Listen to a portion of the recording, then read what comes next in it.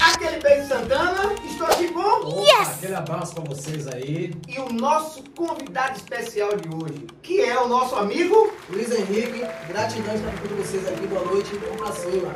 É isso, Luiz, mas hoje vamos falar de que tema, meu amigo? O que é que vamos falar hoje? Nós vamos falar hoje acerca da temática sobre o tráfico de pessoas e o trabalho escravo contemporâneo. E você acha que ainda existe isso aqui na Bahia, no Brasil? Com certeza, amigos, com certeza existe essa prática, porque eu sou sobrevivente dessa prática, sendo um morador de Lauro de Freitas, que passou por essa situação do trabalho escravo do século XXI, porque no dia 13 de maio, que foi essa semana, foi o dia que foi escrita a Lei Áurea, mas sabemos que essa lei não serviu de nada, porque até hoje o trabalho escravo está constante no nosso país e no mundo também. Mas Lauro de Freitas não existe nada que ajude esse povo, existe? Não, com certeza, e vocês vão saber todos os detalhes de como é que funciona o nosso primeiro núcleo municipal de enfrentamento ao tráfico de pessoas. Não, peraí, vou te cortar agora. Em Lauro de Freitas existe um núcleo de quem, rapaz? De enfrentamento ao tráfico de pessoas e contrabando de imigrantes. Mas eu não sabia disso. Sim, é porque somos o primeiro município que tem esse setor, esse órgão no nosso país. Somos os pioneiros. Que coisa, que merece, ó, palmas. Então quer dizer, muitas pessoas que vão assistir esse nosso pod, nesse momento, não sabem que existe esse núcleo aqui. Você sabia disso? Com certeza. Eu tô sabendo agora. E assim, como é importante isso, inclusive em Areia Branca parece que tem muitos imigrantes, não tem? É, com certeza. Nós acompanhamos eles, são os venezuelanos. Nós que fazemos todo o acompanhamento do trabalho com esses migrantes da Venezuela. Poxa, que legal. Agora sim, vamos começar ouvindo um pouco da história de Luiz Henrique, por que ele entrou nessa causa. E vamos entender um pouco. Eu sei que ele está participando de vários eventos, não é agora, não é da agora que vem participando de vários eventos. Mas vamos ouvir dele, porque hoje a voz é do povo, a voz é dele. E estamos aqui apenas para mostrar para vocês, através da nossa audiência, porque tá lindo, a coisa tá linda, foi um hobby nosso para trazer do WhatsApp para dentro do estúdio. Cidade Já, coisas importantes, sem briga, sem discussão, não só política, como músicos, como pessoas que trabalham em setores muito importantes dentro da nossa cidade, do nosso município. E vamos começar agora com o nosso amigo. Vamos lá, meu irmão. Meus irmãos, muito obrigado por estar com vocês aqui. Você faz acontecer, viu? A honra é nossa. Faz acontecer, a cidade precisa disso. Eu fiquei assim surpreso, que eu não sabia que existia esse núcleo. Eu já tinha assistido algumas coisas suas a nível de Brasil, que eu gostaria que você falasse, inclusive agora. O que é que você tem feito? Vários convites, né? Até de ministros, uma série de coisas. Então eu queria que você desse uma explanação maior das participações que você já teve em outros eventos, para a gente ter um maior conhecimento da causa, o que é que está sendo produzido através de você. E não só cortando antes dele começar, isso aqui que a gente está fazendo, e muitas pessoas que estão vindo aqui são do nosso bairro também, para você ver quantos talentos, fora os músicos que nós temos aqui, que vai vir para aqui, no podcast.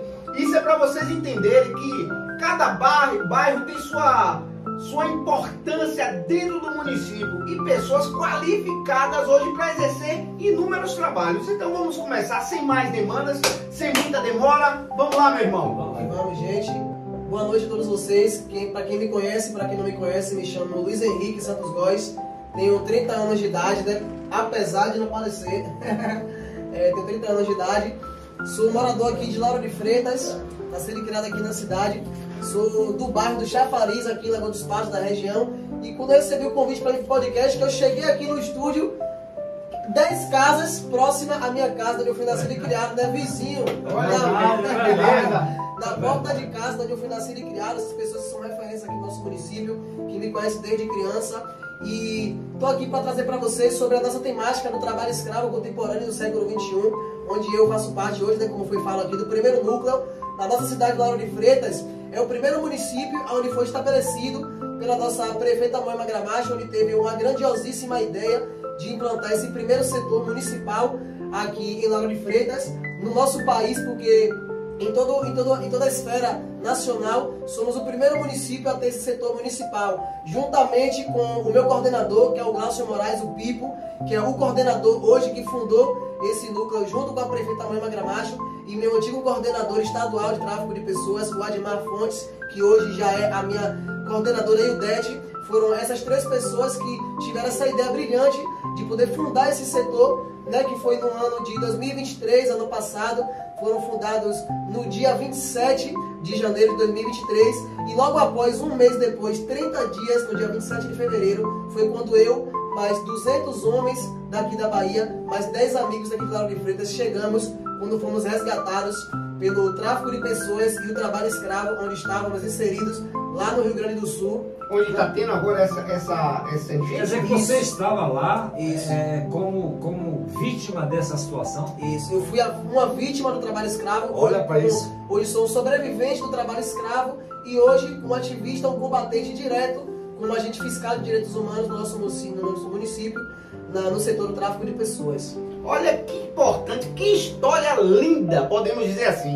E como o nosso podcast não tem esse negócio de cortar, de editar, chegou uma pessoa importantíssima agora, olha, que é Ralph. Seja bem-vindo, bem-vindo. Ralph. Pode se sentar aqui à nossa mesa, meu amigo. Fique à vontade. É um prazer imenso ter você aqui para participar de mais um debate. Então, assim, esse debate hoje é muito importante. Pode chegar mais para frente para sair lá para a turma lá. Então, assim, muito obrigado pela sua presença novamente, Ralph. E vamos continuar, vai ter perguntas. Ralph está participando também hoje desse podcast. E isso é importante porque os munícipes precisam ter voz. As pessoas precisam falar o que sentem e o que passa. E muitos de vocês não sabem nada de situações dentro dos grupos WhatsApp, sem saber quem é, o que aconteceu. Olha aqui, um vizinho meu, amigo de infância, a gente conhece a história dele, é um homem que tem outras histórias que a gente vai comentar em outro podcast, não agora, mas hoje o importante é falar sobre a escravidão que existe dentro da Bahia, dentro dos municípios. E às vezes a gente acha que você só é escravo porque era aquela época, né, da escravidão, de corrente e tal. Mas fala mais aí que eu tô gostando. Quer dizer, ele tem propriedade para falar, né? Você foi vítima disso. Conta aí essa história pra gente. Eu queria saber um pouco dessa história que você passou, né? Porque eu tenho assistido algumas coisas, pessoal que trabalha na cana-de-açúcar, pessoal que trabalha na colheita do cacau, né? Então tem uma série de segmentos na área agrícola, principalmente, que explora muito o ser humano, né? Fica em locais insalubres para dormir, toda a comida tem que pagar e o dinheiro da semana nunca dá, né? Nunca dá e está sempre devendo. Você está contando a minha história, exatamente. Então vamos lá, vamos ouvir você. Eles nem sabem como o Fred já está contando realmente. Não, eu sei porque eu já li sobre isso, alguns aspectos desse tipo de exploração. Mas quem tem que falar é você. Isso, eu falo assim porque é algo tão comum como acontece, como você mesmo falou, que é exatamente como aconteceu comigo. Ano passado, né, em setembro, eu estava na casa de alguns amigos lá no bairro do Jambeiro. Estava aqui a semana com a minha família e estava passando um pouco de dificuldade, precisando de emprego, de oportunidade, não estava conseguindo um emprego aqui na cidade. E aí, quando eu fui passar o final de semana na casa dos meus amigos, uma menina, ela lá de Coité, de Coité, ela postou no status do WhatsApp que haveria uma safra da colheita da uva dia 25 de dezembro no Rio Grande do Sul. Aí um amigo nosso, que eles sempre trabalham viajando, trabalham em empreitadas, em obras, aí ele foi e tirou o print e mandou mensagem pra gente, tava mais 3 amigos da casa dele, e ele falou: família, vai ter um trabalho na safra da uva pra gente colher uva lá no Rio Grande do Sul. Aí eu falei: eu tô dentro, na mesma da hora, porque alguns dias atrás eu estava passando por uma situação bastante complicada na minha vida, e aí uma tia minha, porque eu sei que muitas pessoas têm crenças, né, e a minha tia é evangélica, e eu também creio em Jesus Cristo, em Deus, e aí ela foi conversar comigo, me chamou e falou: filho, eu tive um sonho essa noite, e Deus ele me falou nitidamente para te passar um recado. Ora, filho, diz a ele que a oportunidade que ele tanto pede para mudar de vida, a oportunidade que ele tanto busca em fazer algo produtivo na terra, está chegando. Diz a ele para aproveitar as oportunidades. A minha tia, ela falou exatamente essas palavras para mim, que Deus falou com ela que uma grande oportunidade chegaria na minha vida. E aí, quando surgiu essa proposta de trabalhar na safra da uva, na mesma hora eu lembrei essas palavras. E automaticamente eu aceitei, falei: mano, vamos. pode fechar isso, era em setembro. A viagem era pro dia 25 de dezembro. E aí quando a gente citou o convite, na mesma da hora, eles criamos um grupo no WhatsApp, eu mais os 10 amigos meus aqui de Lauro de Freitas, mais alguns amigos dos interiores, porque as pessoas que recrutam as pessoas para o trabalho escravo, elas focam muito na área, no setor rural, nas pessoas onde elas vivem em extrema miséria, elas vivem em pobreza, em situação de dificuldade extrema. Então os gatos, que são chamados os recrutadores, eles se aproveitam da situação de vulnerabilidade das pessoas para poder recrutá-las para o trabalho escravo. Ele vai de acordo com a nossa necessidade. Então, como a gente aqui da cidade estava precisando muito, e esse convite ele surgiu lá em Coité, quando a menina de Coité postou isso, quando o gato de lá dos interiores recrutaram eles, aí, de uma forma de coincidência, esse amigo nosso de lá ligou pra gente aqui em Salvador, a gente que não tinha nada a ver, né? Se ele não pudesse mentalidade com a gente não teria nada a ver com isso. Então, se eles saberem lá, já tem pessoas de Salvador que estavam indo, né, da região metropolitana, para ir com essa situação. Não sabia que a gente ia, mas a gente aceitou o convite.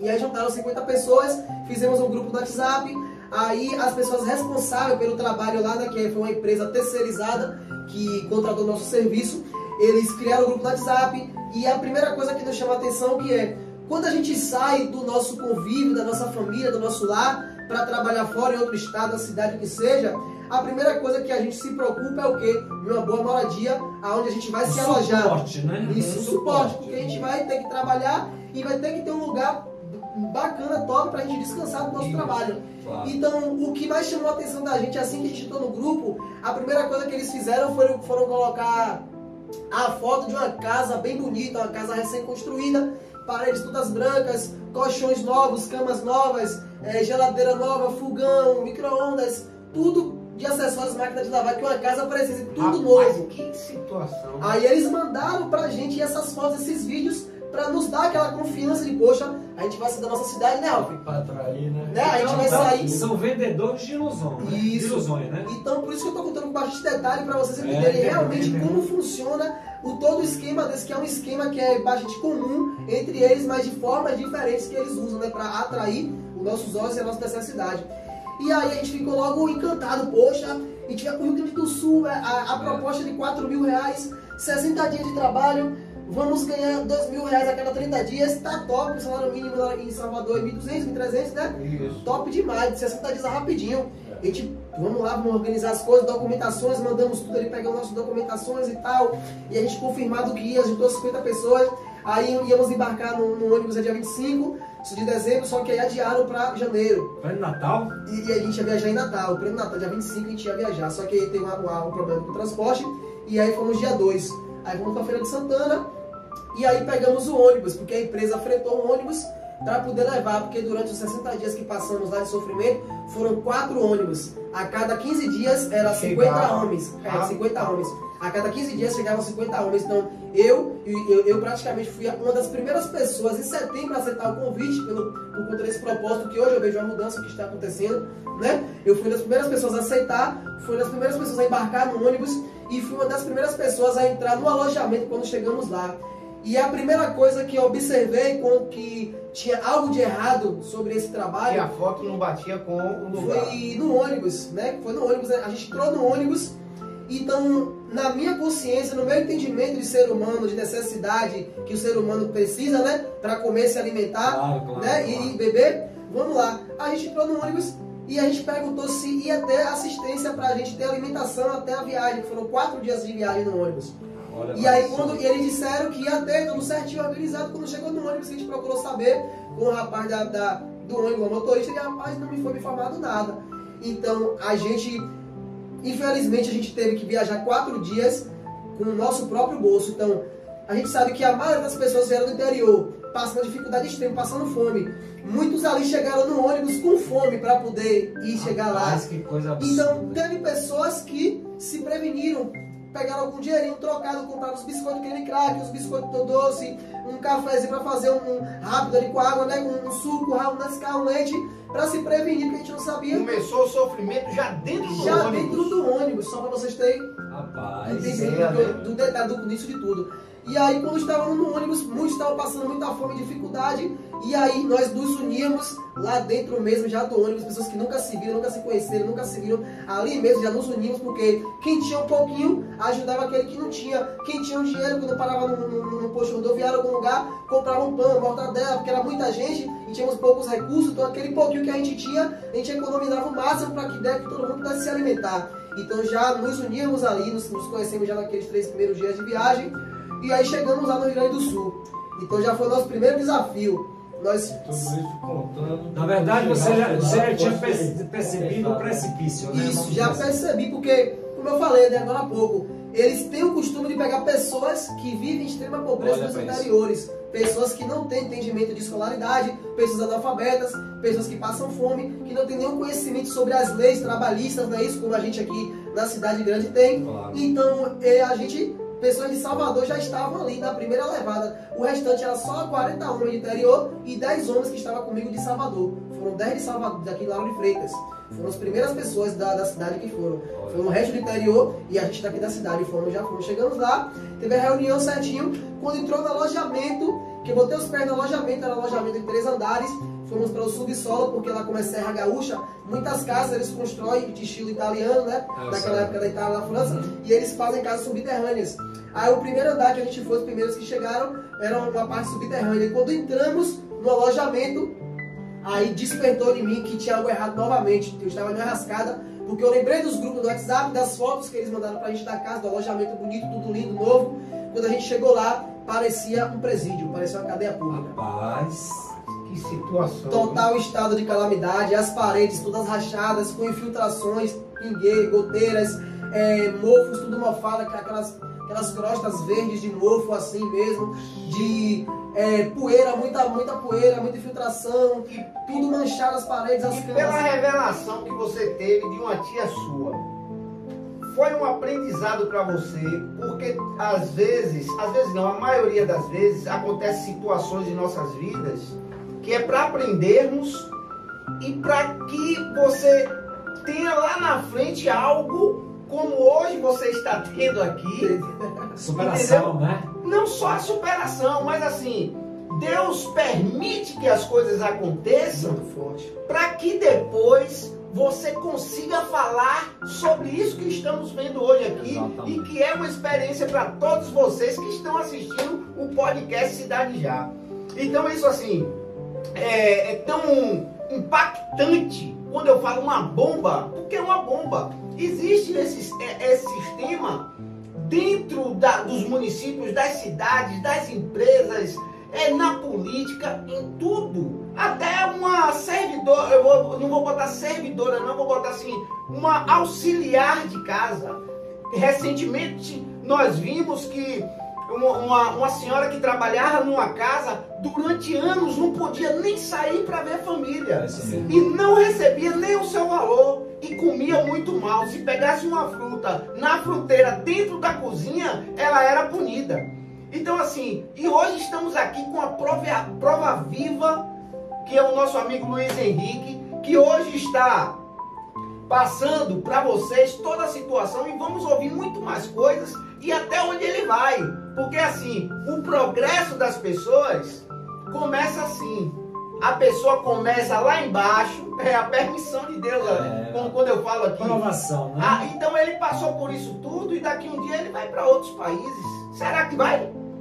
Será? Eu queria ter uma curiosidade, desculpa interromper vocês. Pode falar. A nível, por exemplo, de governo federal, né?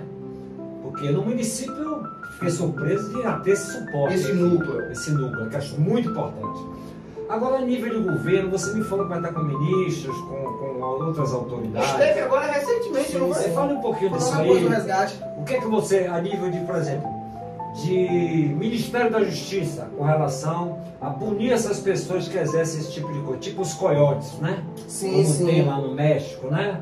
Então, essas pessoas, a Polícia Federal está envolvida com isso, o Ministério da Justiça está tomando providências nesse sentido para coibir esse tipo de coisa. A gente vai saber agora com o restante da história, porque eu estou curioso Eu aqui. também. O que aconteceu? Vamos lá. Aí vamos, né? resumir a história para depois do resgate a gente poder explicar todo o trabalho que tem sido feito hoje, como estamos agindo hoje no nosso setor municipal, envolvendo o Estado, envolvendo o país e também setores internacionais, como eu já pude contribuir, e para algumas surpresas também.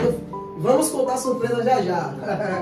E aí quando chegamos lá, que vimos o alojamento, uma situação terrível, as camas todas velhas, né? Tudo terrível, terrível mesmo. E aí chegamos lá, fizemos exames direitinho, assinamos contrato e tal. E aí quando fomos para o primeiro dia de trabalho, as primeiras dificuldades que tivemos foi no transporte, porque a gente saía às 6 da manhã para trabalhar, acordávamos às 5h30, eles acordavam às 5 da manhã, 5h20, aí a gente acordava, se arrumava tudo direitinho, saíamos para as zonas rurais, que eram os parreirais, as fazendas dos grandes fazendeiros da cidade que colhiu a uva, e era dentro das matas virgens, então a gente saía para dentro dos matagais, lá das florestas, da Serra Gaúcha, e aí chegávamos lá, começávamos o trabalho, e aí a primeira dificuldade que a gente teve foi no transporte no primeiro dia, porque lá à noite ela só vem após as 8h30 da noite. Então a gente trabalhou das 6 da manhã até as 8h20 da noite, o sol se pondo, e aí nos arrumamos, esperamos o transporte. Quando pensa que não, o transporte veio, já era 9h30 da noite, e aí quando estávamos retornando para casa, o transporte quebrou. Chegamos em casa 1h da manhã, no primeiro dia de trabalho. Rapaz! Luiz, eu posso... Estou com curiosidade assim. Você está com uma certa dificuldade, né, de trabalho aqui. E veio esse convite, e você, como uma pessoa que tem uma desenvoltura até mais do que outras pessoas da região mais pobre da Bahia, pôde perceber isso logo de início. Mas mesmo assim, você acreditava que você teria algum sucesso lá, porque está indo para um estado mais rico, uma situação dessa assim? Quando você se deparou com essa situação, você assim acreditou assim, poxa, mas eu vou botar isso aqui, mas isso aqui vai mudar, eu vou me... Vou chegar lá agora. E é um estado que queria ser um país. Sim. Lá queria romper com o Brasil e dizer, não, eu sou um país, porque tem muita gente rica, lá é arroz, né? É uva. São muitos imigrantes, então, né? assim, enfim, vamos lá, vamos continuar, e a pergunta foi boa. E aí você me perguntou agora exatamente no enredo da história, você praticamente parece que ouviu a história. Então, tipo assim, a gente teve esse primeiro dia de trabalho, e aí nos próximos dias começou a vir as agressões verbais e as agressões físicas. É mesmo? Pelo fato de que os primeiros dias tivemos aquelas dificuldades com o transporte, porque a gente queria vir para casa descansar, e nos primeiros dias já estávamos chegando 10, 11h30 da noite. Então já era um absurdo. E nos primeiros dias também a alimentação foi junto com a gente, às 6 horas da manhã saía, quando eu chegava lá, como era das fazendas, não tínhamos condições de esquentar a comida lá, porque era nas florestas, então a gente comia a comida do jeito que estava, a comida azeda. Os 3, 4 primeiros dias já começamos a comer comida azeda. Coisa absurda. Então quando a gente chegou em casa, que a gente começou a se unir para poder lutar pelos nossos direitos, para poder saber o que está acontecendo, que no primeiro dia já estavam tendo essa dificuldade, esses problemas, eles começaram a pegar os grupos que eles separavam todos os dias e a mudar, a modificar, porque eles separavam o grupo de trabalhadores para as fazendas. E aí eles começaram a modificar os grupos para que a gente não se unisse, se apegasse mais e mais, para poder até se voltar contra eles. E aí os seguranças do alojamento, que tinha 2 seguranças, eles começaram a andar com taser, com arma de choque, com arma de fogo, em punho-arma, e com cacetete e com taco de beisebol. E aí eles começaram a agredir verbalmente, começaram a ameaçar a gente, a passar pela gente com arma de choque ligado, a bater com bastão na porta dos quartos, na parede, para ameaçar a gente ficar coagido. Nos outros dias começou os seguranças da terceirizada, que é a terceirizada que contratou os serviços. O dono da empresa, ele é baiano, ele tinha 16 anos lá no Rio Grande do Sul, mas ele é conterrâneo da Bahia. Há pessoas que acham que quem nos escravizou foram os gaúchos, mas eles são vivemos muito preconceito lá por sermos baianos, não recebemos atendimento médico, nada lá, eles preconceitam demais com a gente, mas principalmente o que mais nos machucou era que o nosso próprio sangue, um baiano que nos escravizou, fez isso. Pra mim ele é um criminoso.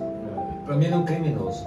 E aí, quando chegou lá esse primeiro dia, a gente começou a ficar com medo, e todos os dias a gente tendo que trabalhar comendo comida azeda. E quando chegava nas fazendas, os fazendeiros, como você falou, antigamente os escravazistas, os fazendeiros, eles usavam chicotes, e nos dias a dia eles usam arma de fogo, porque quando a gente estava lá nos parreirais, nas fazendas colhendo uva, aqueles que ficavam um pouco para trás, demoravam mais um pouco por causa do cansaço e algo assim, o fazendeiro vinha com arma de fogo e nos coagia, nos ameaçava para que a gente tivesse mais eficiência no trabalho.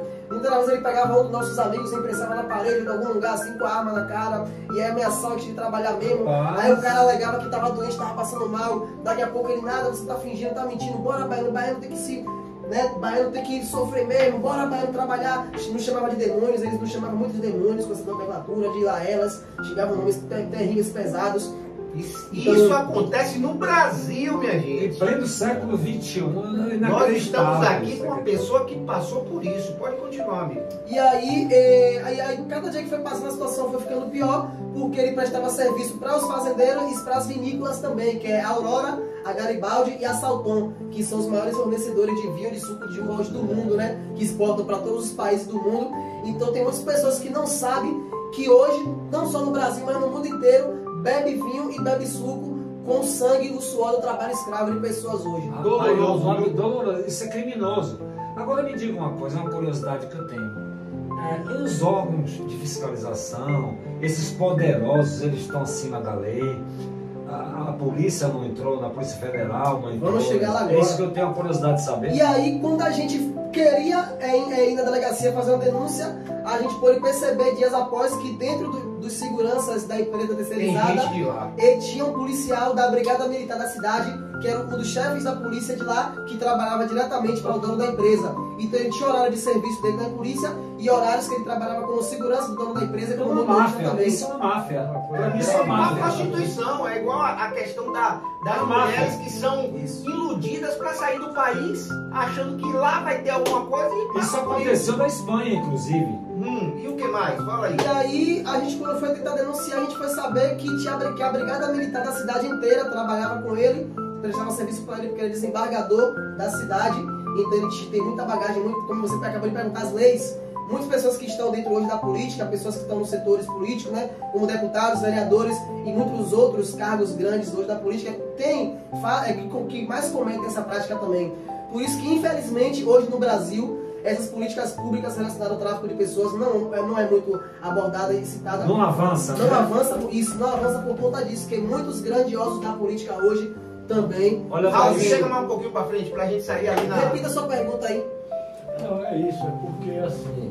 É seríssimo isso aí. Puxa mais um pouquinho a cadeira pra frente pra gente sair ali. Quando você estava na precisão do emprego, mas você já, no início, você já viu que tinha situações ali que não condiziam com a verdade. Sim. Mas mesmo assim você ainda acreditava que quando você chegasse lá, você ia ser diferente, que você ia dar a volta por cima lá, que ia ter uma coisa... A pergunta dele, entendeu, Santana? Vamos lá. A sua pergunta agora foi exatamente de encontro à pergunta que ele acabou de fazer também, sobre as palavras da minha tia. Então, a gente está aqui em conversa agora sobre o assunto, então uma coisa puxa a outra.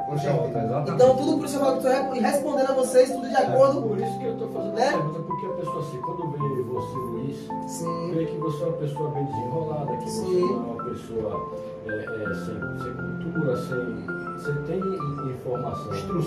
Instrução, informações. Experiência em vida, né, também. Então, assim, as pessoas podem questionar que nada. Ele foi pra lá, mas já sabendo, se um cara desse que é desenvolto, ele não vai cair na situação dessa. Mas tem a questão também, pelo que eu vejo muito, é o querer vencer na vida. Sim. Então, por isso que eu fiz essa pergunta. Como eu acabei de dizer, eles vão diretamente na sua precisão. Então, isso não inclui quem tem estudo e quem não tem estudo. É para todas as pessoas, porque pode ter pessoas que são milionárias hoje e amanhã acordam pobres. Então, se ele conseguir uma diária ali para ganhar 100 reais de pedreiro, ele vai, porque é a precisão. Então, mesmo com todo o conhecimento que eu tinha, mesmo assistindo vários filmes, que eu já assisti vários... Ele achou que era isso aqui, ó. Tudo verde, tudo lindo. Era assim, desse jeito mesmo. Tá vendo aqui, pessoal? Então ele achou que ia ser essa coisa linda aqui, que ia estar lá no céu. Aparentemente. E aí, vem pra todos, cara. Então, tudo é um propósito. Eu sei que foi um propósito de eu passar por isso, e mediante várias experiências que eu tive na vida e outras coisas, para hoje estar aqui com vocês agora, falando sobre esse primeiro setor, que é o municipal da minha cidade. Hoje eu como E essa sobrevivente plantação aí? de lá. Existia lá? Muitas, é isso aí mesmo. Mas quem está lá são vários escravos, pessoas que estão sofrendo. Muito bonito. E aí o que me fazia sentir que eu não estava ali à toa eram as palavras da minha tia.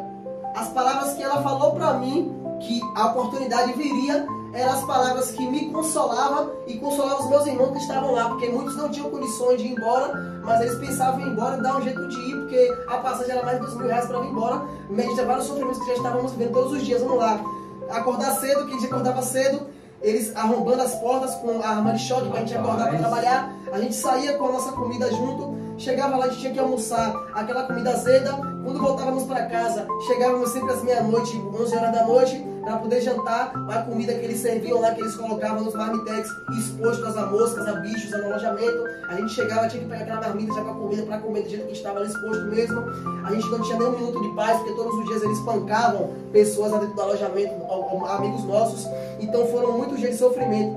Eu cheguei no primeiro dia e fomos resgatados em 45 dias. Então essas palavras que me faziam acreditar que aquele sofrimento que eu estava passando não era à toa. Eu sabia que no final daquilo tudo, mesmo tudo parecendo ser o fim, mesmo parecendo que estávamos no fundo do poço, todos nós ali, esperando a beira da morte, porque depois de 30 dias não tínhamos recebido salário ainda, a gente já estava com a saúde totalmente fragilizada por conta das comidas que a gente comia, o problema do frio, que era um frio absurdo lá, e estávamos com o trabalho exaustivo, o clima que era diferente, o clima de serra, diferente, né? Então a gente sofria muito com a saúde. Tivemos 50% dos homens, dos trabalhadores, com o princípio de pneumonia, cuspindo sangue. Íamos nas UPAs, não éramos atendidos pelo fato de sermos baianos. Eu tenho um problema de asma, eu tenho uma bombinha ali dentro ali que eu uso, bombinha de asma. Então eles usavam isso para nos prejudicar mais e mais, porque eu precisava do remédio, não tinha dinheiro porque ele não pagava salário. Então eles esperavam desmaiar no campo ou nas vinícolas para poder eles mandar o remédio, desmaiava faltando por falta de ar, desfalecendo várias vezes. Então era dessa forma que eles agiam. E eu trabalhei nas vinícolas, eu passei 25 dias trabalhando na Aurora, das 6 da manhã às meia-noite.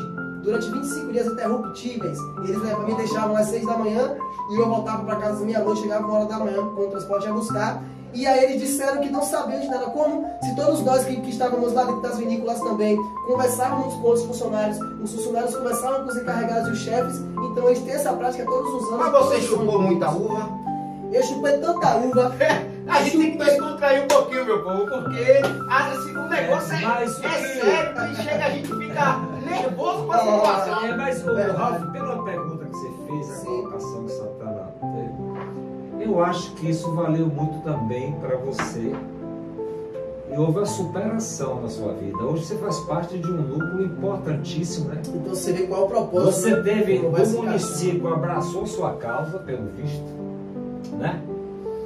E hoje você faz parte de um núcleo e está aqui, inclusive, para esclarecer a sociedade essas práticas criminosas e abusivas, tá? Para que o poder público também tome as providências necessárias. Eu acho linda a sua história, particularmente. Te conheço já há muitos anos, daqui de Chafari, aqui na comunidade toda. Eu, Santana, você. E quando eu vejo alguém como você, humilde, da localidade, que passou por tudo isso e chegou um núcleo de referência lá de Freitas, eu tenho que bater parabéns. Isso aí, e aquele veio para a nossa prefeita, Moema Gramacho, que deu essa oportunidade, não só a ele, mas na Bahia é a referência. Ela abraçou a causa. Do país. Do país. É o primeiro município do país que existe um núcleo de enfrentamento ao tráfico. Eu não sabia disso, você sabia? Eu também não sabia. Quanta coisa importante nós temos na cidade, mas as pessoas não sabem. Então você representa o Brasil a nível de Lauro de Freitas. Ralf fez hoje, quando viu o anúncio, várias pessoas me mandando mensagem, querendo saber. Hoje o WhatsApp não parou, justamente perguntando sobre isso. E querendo fazer pergunta. Inclusive, Ralf daqui fez uma pergunta, hoje mais ou menos umas 17h30. Poxa, eu gostei desse assunto. E fez até uma pergunta. Qual foi a pergunta que você fez lá, Ralf? Ele pode até falar agora aí sobre as cotas raciais. Se você concorda com a importância disso.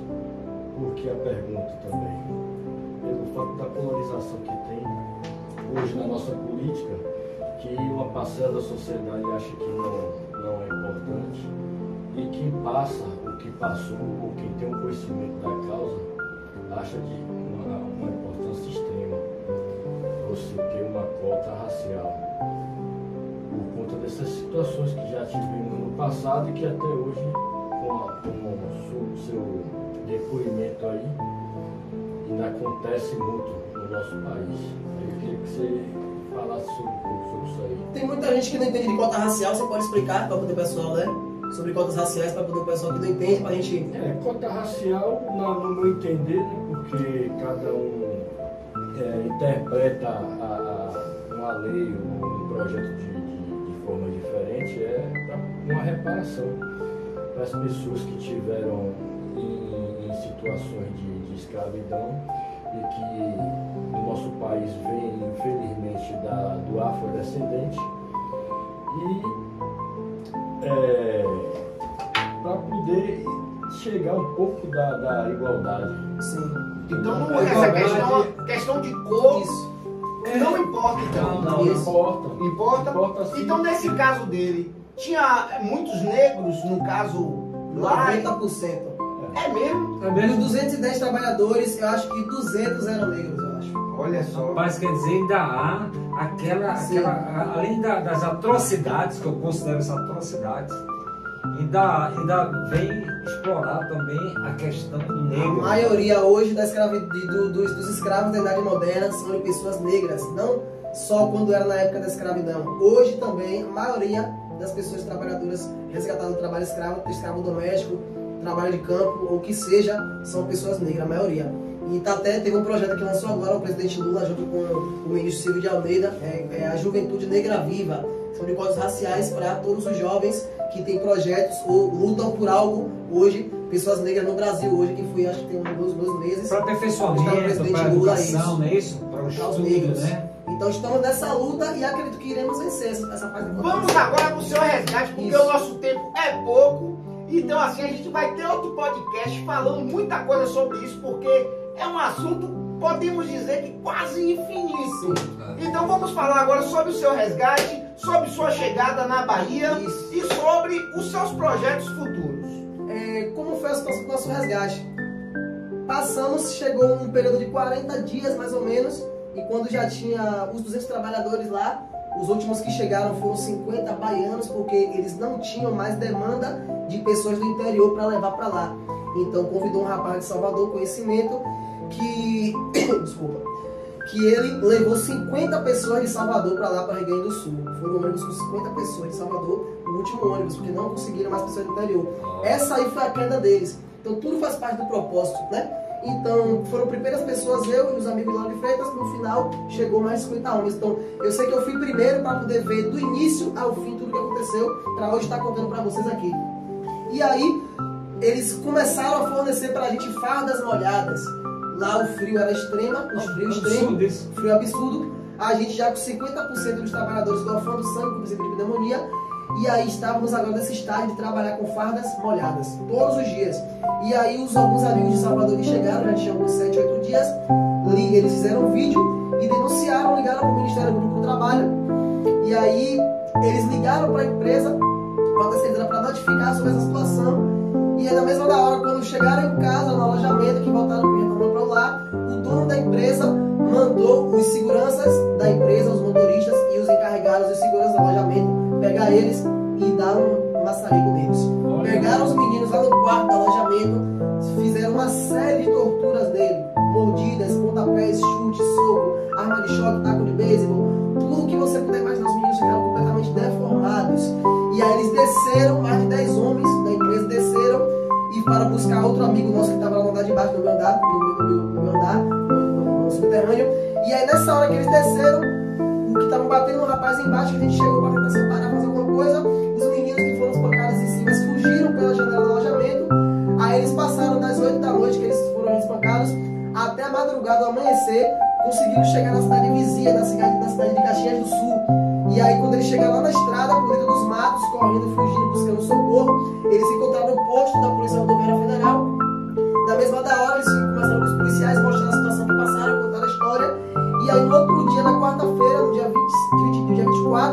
fevereiro de 2023, foi quando teve a operação de resgate, onde chegou 15 carros da Polícia Federal, junto com todo o pessoal responsável, né, das leis trabalhistas, agentes, e aí, e o Ministério do Trabalho, e eles foram e nos resgataram. Eles foram uma operação que a gente pensou que ia morrer, porque nesses 45 dias a gente já estava tão cansado psicologicamente, debilitado psicologicamente, amigos com problemas mentais que adquiriram lá dentro, que vivem até hoje. Isso é tortura. E a gente pensou que ia morrer aquele dia, porque como a gente sabia que a Brigada Militar trabalhava com eles, a gente pensou que eles estavam indo para dar fim na gente, porque o dono do alojamento ia todo sábado lá emprestar dinheiro, R$100 para 150, para poder pagar com salário, e aí eles tinham um mercadinho, que a gente comprava nesse mercadinho, e a gente queria descontar o salário também, alienado da empresa, como você falou, que chegou a parte que você perguntou também. Então eles faziam de tudo para que a gente trabalhasse, desse tudo que a gente tinha nossas forças e ficar com o nosso dinheiro. É revoltante isso, pessoal. Agora sim, ó, tudo é permissão, eu vou voltar para a permissão de Deus. Não me julguem, por favor. Mas o que aconteceu agora lá, com essa chuva, foi uma destruição em todas as cidades do estado. E teve cidades que ainda estão submersas, que não vê nem o telhado mais, e outras que a água baixou e que não existe mais aquela cidade ou aquele município. Eu não estou aqui julgando nada, nem sendo contra o pessoal de outro estado. Mas quando a gente ouve essas coisas, ficamos revoltados pelo que o nordestino passa, não só nesse estado, como em outros. E como outras pessoas também que saem de outros estados e vêm para o Nordeste. Enfim, é revoltante. Pode continuar, meu amigo. E aí fomos resgatados, fomos levados para o ginásio, porque a gente estava desacreditado já de ser resgatado. Muitos não tinham mais dinheiro para levar para casa, porque precisavam pagar o dinheiro emprestado para comprar mantimentos, né, fazer alimentação, alguma coisa, comprar no mercado, então praticamente a maioria não tinha mais nada para levar. E aí a gente pensou que ia morrer naquele dia, fomos resgatados, e aí fomos levados para um ginásio da cidade, onde só a PRF estava fazendo segurança, porque não quisemos que a Brigada Militar ficasse, porque era um risco pra gente. E aí ficamos 4 dias, aí pegaram todos os meses, pegaram todos os nossos documentos, né, pra poder a gente ter nossas casas trabalhando com essas verbas, rescisórias, tudo que a gente tinha que receber certinho. Eles disseram que ia pagar R$4.000 a gente, mas o que as vinícolas pagavam era 6.500, que era o dinheiro da gente receber. Eles já cobriam 2.500 pra eles, por cada trabalhador. Imagine fazer a conta 200 homens e tirar 2.500 de cada. E fora que emprestando dinheiro, comprando no mercado e ficar com o nosso dinheiro também, não podia faltar, que você perdia passagem, se faltasse eu perdia R$1.000. É assim que eles faziam pra gente não faltar, mesmo doente. Até o ganho de vocês era manipulado. Manipulado. Porque vocês, por exemplo, ganhavam e tinham que pagar todo aquele custo lá. E não sobrava dinheiro nem às vezes por remédio, né? Com certeza. E aí retornamos. Licença. Ah, sim. É a bateria? É a memória? A bateria já foi contra mesmo.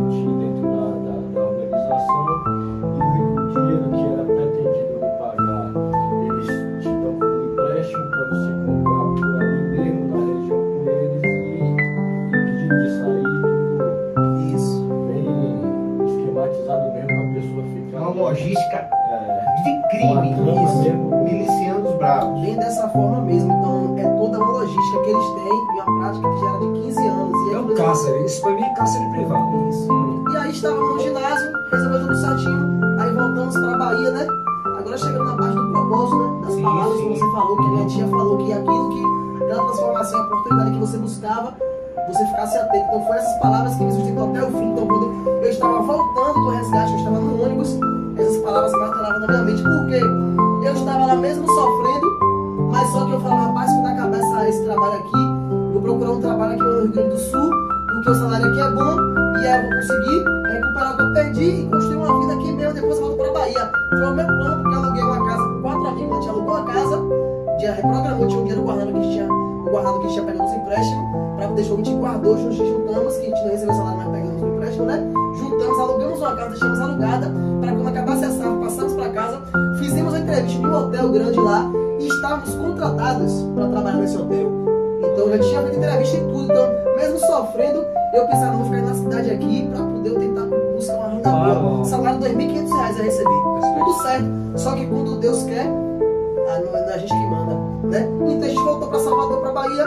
Aí assim que chegamos na Defensoria Pública, estava lá, assim que eu cheguei, quando eu desci do ônibus, estava lá o Glaucio Pico, que é o meu coordenador hoje, uma pessoa muito importante que teve essa ideia, né? pessoa brilhante que teve essa ideia com a prefeita em fundar esse núcleo, a gente teve essa ideia com o coordenador estadual, aí passou para a prefeita viu direitinho, assinou, carimbou na mesma da hora, sendo o exemplo hoje, né, no Brasil como primeiro núcleo. E aí quando eu vi ele, o Glaucio Moraes, o Pipo, quando eu cheguei lá e se apresentou, eu falei, como é seu nome? Ele falou, meu nome é Glaucio Pipo. Eu já conhecia ele por ser um político da cidade e trabalhar na gestão. E aí a gente foi resgatado, ele levou a gente, nós fez cada uma das suas casas.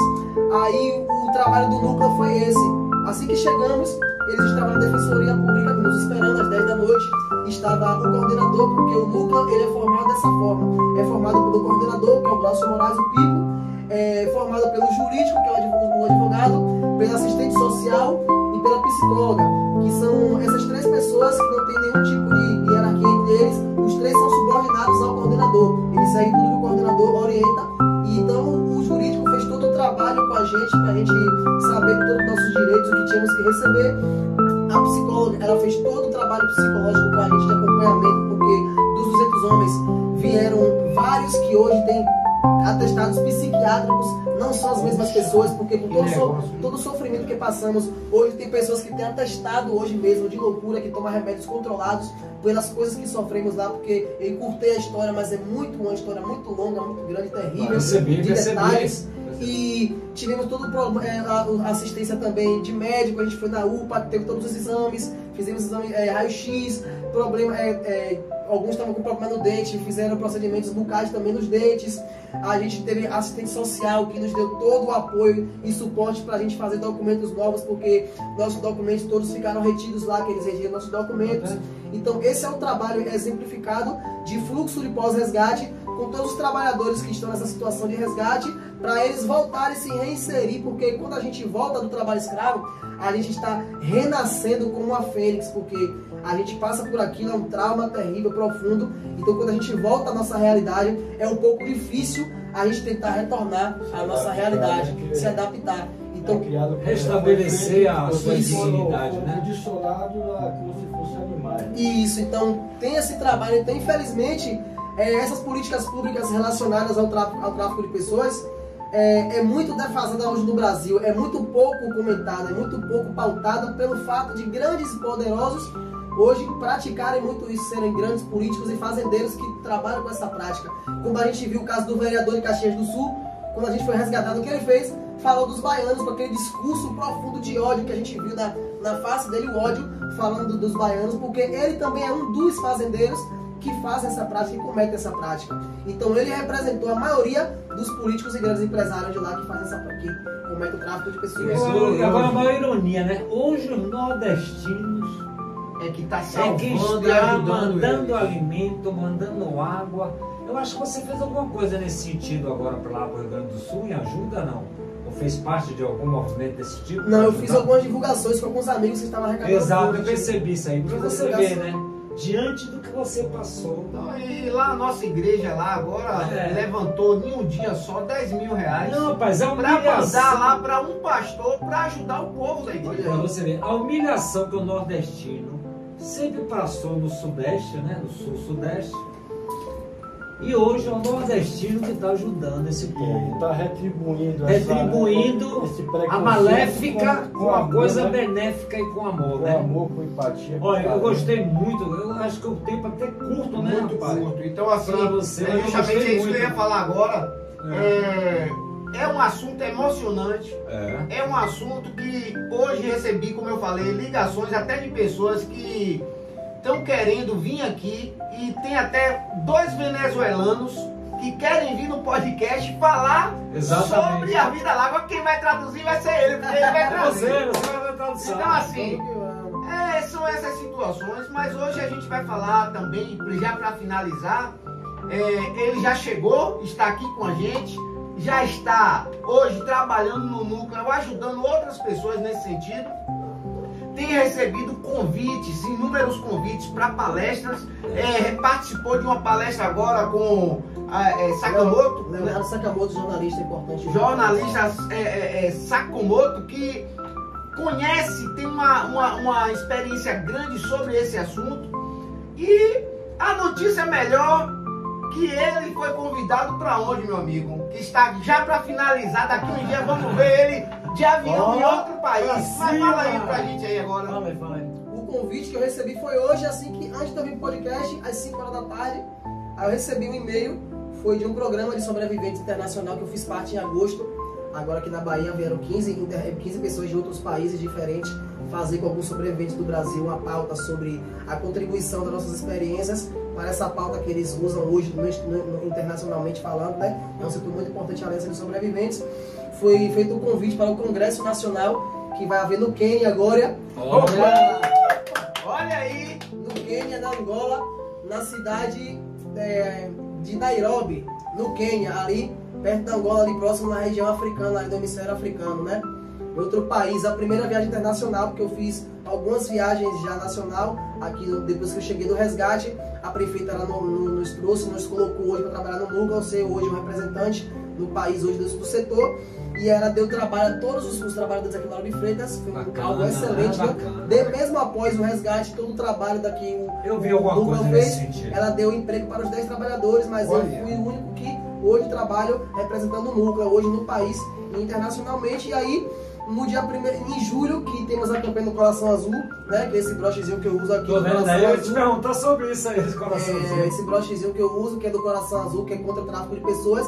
Aí tivemos uma campanha do núcleo, assim que eu fui resgatado em fevereiro. Aí em março, como eu já trabalhava, a gente fez uma campanha por toda a Lauro de Freitas, levando a mensagem que o tráfico de pessoas ainda existe, e tinha um sobrevivente ali naquele momento, né? Fomos com os cartazes, fomos com os folhetinhos, visitamos todos os bairros da cidade, no coordenador Glaucio Moraes, com toda a equipe do núcleo e da Secretaria de Direitos Humanos. Nós ficamos com os cartazes nos faróis, nos semáforos, entregávamos folhetos para todas as pessoas com o telefone do núcleo, o endereço, mostrando que tínhamos o primeiro núcleo municipal. E como você falou no início da entrevista, 90% das pessoas aqui na nossa cidade, nessa campanha que fizemos de um mês em todos os bairros, não tem nenhum conhecimento hoje do trabalho escravo e nem que existia o núcleo de tráfico de pessoas. Muitos nem fazem questão de saber, mas vocês vão ficar sabendo através desse podcast. E queria mandar um abraço aqui pro coordenador, que é o parabéns, Pico. parabéns. Rapaz, eu preciso que você venha aqui. Outra coisa é um ano político, mas... e mais nosso intuito é levar para as pessoas o conhecimento. Então, você faz parte dessa história em Lauro de Freitas. Venha para cá, Pipo, conta essa história. Precisamos de você cada vez mais dentro do cenário de Lauro de Freitas. Então, ele vai finalizar, nós damos o final, e aquele beijo Santana pode finalizar, meu amigo. E na próxima vai ter mais um assunto que ele vem com o coordenador dele, hein? Fala aí, meu amigo. É o seguinte, eu queria ser convidado, já que você aceitou o nosso convite para vir aqui. Eu fiquei curioso de conhecer o núcleo, né? Vamos sim, com certeza. Nós iremos lá, né? O convite está feito, só vocês disserem o dia porque eu achei uma coisa interessantíssima. Inclusive, sua superação de vida, o que você passou é uma coisa subhumana. Inclusive a nossa estrutura hoje vai ser a estrutura modelo, vai ser o modelo para todos os próximos núcleos municipais do país que abrirem. Olha, o nosso núcleo de tráfico. Parabéns. E aí fiz várias viagens, participei em Brasília com o ministro de Direitos Humanos, Silvio Almeida, no evento dos coordenadores estaduais do tráfico de pessoas, onde estavam todos os coordenadores do estado, onde eu abri o evento com um discurso político, não falando da experiência, mas um discurso político, hoje como atuante, e logo após junto com o ministro. E fui também para esse programa aqui, que o Internacional eles fizeram aqui em agosto no hotel aqui em Salvador, onde a nossa opinião e a nossa contribuição atua diretamente hoje no mundo inteiro com aquilo que tivemos com essa experiência aqui na Bahia. E aqui também tivemos outros eventos, participei de várias palestras, fui para São Paulo mês passado agora, em abril, dia 18, onde eu gravei um documentário com o mesmo cineasta que gravou a série Prefeitas. Quem quiser pesquisar no YouTube série Prefeitas, tem lá, onde ele gravou com todas as prefeitas do Brasil, inclusive gravou a nossa prefeita Moema Gramacho, lá em Brasília, e eu participei desse estúdio também gravando um documentário, que através da nossa experiência que eu contei para vocês aqui, e o trabalho do núcleo hoje vai ser levado para várias faculdades hoje no Brasil. E agora, em julho, agora eu fiquei sabendo ontem, estarei em Recife, teremos um grande evento lá também, dia 30 de julho estarei em Recife também, e em outubro, se Deus quiser, estaremos no Quênia. Então estamos aí. Isso é o Cidade Já. Então eu queria deixar aquele beijo Santana para vocês, agradecer muito a você, meu amigo, por essa aula. Isso foi uma aula, é um aprendizado para mim, para todos vocês que estão assistindo, para nós que estamos aqui sentados. Isso é o Cidade Já, o futuro é agora. Então assim, vamos deixar de briga, de confusões, a gente precisa olhar essas coisas que estão acontecendo. Então, palavra final também aqui do nosso amigo Silvio. Mas eu fiquei impressionado, né? Com o que você passou, a superação que você teve de vida. Mas eu tô curioso para ir lá no núcleo. Pronto. Né? E você, o que você tem a falar, amigo? Eu fiquei muito satisfeito de ser convidado aqui para você Claro, nesse tema, que é uma coisa assim, quando você botou, eu fiquei assim, não sabia que existia ainda esse tipo de situação no também Brasil. não sabia não. E também estou assim, muito maravilhado de saber que meu município é pioneiro nessa... Pioneiro, não sabia não. Eu não sabia. Né, de resgate dessas pessoas, de apoio, de amparo e também de briga, né? De estar ali fiscalizando, porque temos também uma Acho área... que é um exemplo para o Brasil. Uma área né? ainda também muito rural aqui, na parte de Quingoma. Eu acho que tem Tivemos também resgate no Caçanges, em Quingoma. tem uma situação quilombola aqui também. Vocês estão vendo até resgate dentro de Lauro de Em Freitas. Caçanges Já também. teve. Tivemos vários resgates aqui no Eu Quingoma. estou muito orgulhoso mesmo do município e espero que isso aí dissemine no Teve um Brasil caso que inteiro. passou no Fantástico também, Dona Madalena. Então são vários casos passando no Fantástico, de 50 anos de trabalho doméstico no Visão do Atlântico, do seu Juquinha lá no Caçange, o trabalhadores do Carvão também no Caçange. Então são várias. E a nossa meta cada dia mais tem mais resgatados, porque é um propósito, esse propósito nunca tem fim. Então o máximo que a gente puder, porque estamos aqui agora, mas nesse momento tem pessoas que estão sofrendo essa situação. É verdade. Então eu deixo aquele abraço para vocês. Curta, se inscreva, dá o likezinho lá e tamo junto aí por Lauro de Freitas, cada dia melhor. O futuro é agora. Cidade Já, mostrando para vocês a diferença. Um beijo. Cidade Já, o futuro é agora.